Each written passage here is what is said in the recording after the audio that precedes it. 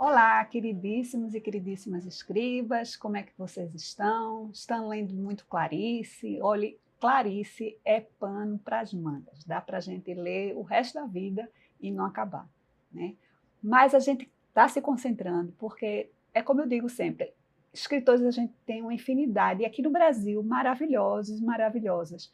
Mas como a gente tem que fazer um recorte, né? Nossos vídeos são bem curtos, nossas aulas também, a gente selecionou algumas que eu amo muito, né? Não vou negar. Clarice, a gente viu na aula passada, ela foi falar desse Recife, né? Que ela habitou e que alimentou vamos dizer assim, a imaginação criadora dela, né? Depois ela coloca isso nos seus textos, nas crônicas, nos contos, e nesse pequeno romance que chama-se A Hora da Estrela.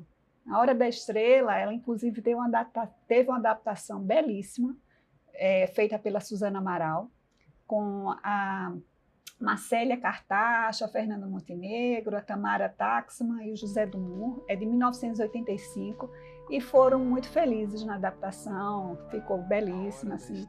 É a história de um jovem escritor, Rodrigo S.M., que um belo dia se encontrou com uma nordestina, ele que era também do Nordeste e que foi morar no Rio de Janeiro, assim como Clarice. Né? Na adolescência ela foi com as irmãs e o pai para o Rio de Janeiro. Então, Rodrigo, esse alter ego de Clarice, vai falar sobre essa nordestina pobre, feia, magra, e que veio, né, também do Nordeste, veio das Alagoas, para o Rio de Janeiro tentar a vida como datilógrafa. E nesse processo de escrita do livro do Rodrigo, Clarice também vai se colocando, vai colocando o seu próprio fazer criativo, né? A maneira como ela escreve. Então, por isso que eu considero que esse livro, ele é, assim como o livro do Desassossego, que a gente estudou no módulo passado, uma autobioficção. Então, tem vários trechos em que isso fica bem, bem claro, bem explícito. Por exemplo, pretendo, como já insinuei, escrever de modo cada vez mais simples. Aliás, o material de que disponho é parco e singelo demais. As informações sobre os personagens são poucas e não muito elucidativas. Informações essas que penosamente me vêm de mim, para mim mesmo, é trabalho de carpintaria. Então, a gente vai notando essas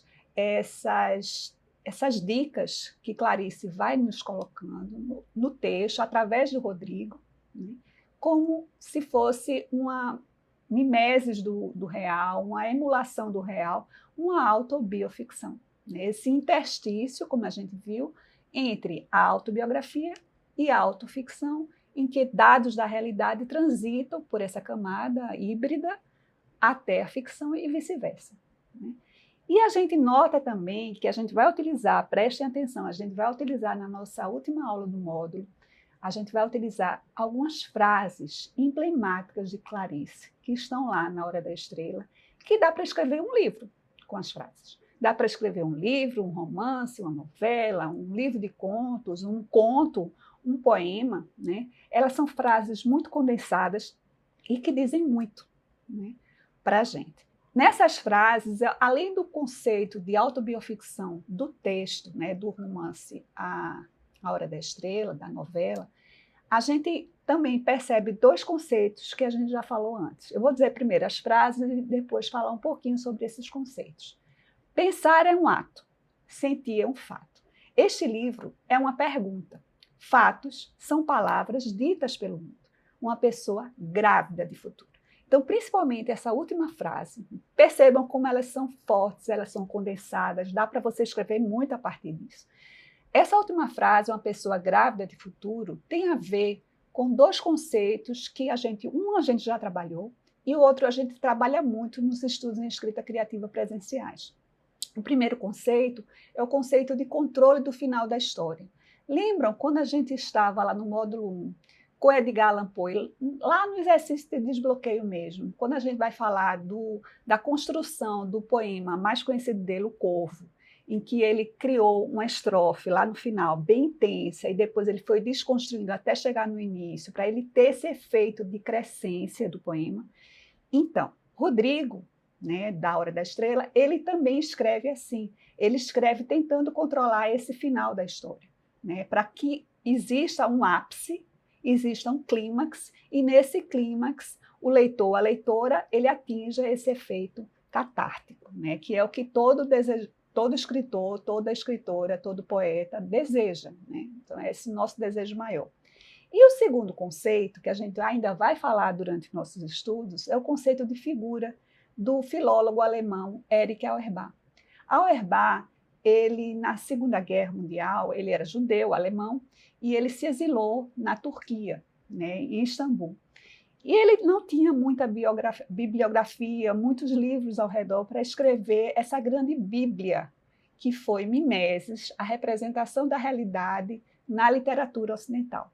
Então, Auerbach, ele utilizou um conceito dos antigos padres, né, que no início da igreja cristã tentavam ligar figuras do Antigo Testamento, como Moisés, Elias, Josué, Davi, com a figura do Cristo, o preenchimento total do Cristo no Novo Testamento, né, com Cristo, a vinda do Cristo.